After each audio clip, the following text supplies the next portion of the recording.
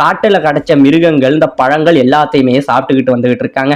அப்படி வந்துகிட்டு இருக்க மறுபடியும் என்னோட பவர் லெவல் அதிகமா அதே தான் காட்டுது.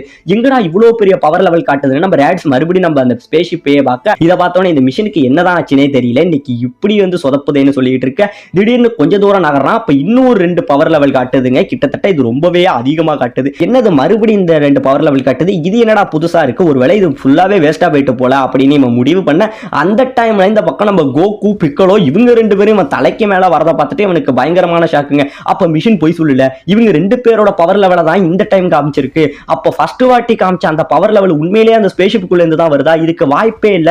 ஒரு சின்ன குழந்தைக்கு எப்படி இவ்வளவு பவர் இருக்கும், எனக்கு ரொம்பவே ஆச்சரியமா இருக்குன்னு சொல்லி இவன் அந்த ஸ்பேஸ்ஷிப்புக்குள்ள இருந்து வந்த பவர் லெவல் வந்து நம்ம கோகான்ட்ட இருந்து தாங்க வந்திருக்கும். அதை பார்த்துட்டு இவனுக்கு ஒரு பக்கம் ஆச்சரியமாவும் இருக்கு, அதிசயமாவும் இருக்கு, நம்பவே முடியல. இப்ப இந்த பக்கம் நம்ம கோகு பிக்கலோ இவங்க 2 பேரும் ஒரு வழியா வந்து கீழே வந்து நிக்க உடனே நம்ம ரேட்ஸ் கேட்கறான், இந்த இடத்தை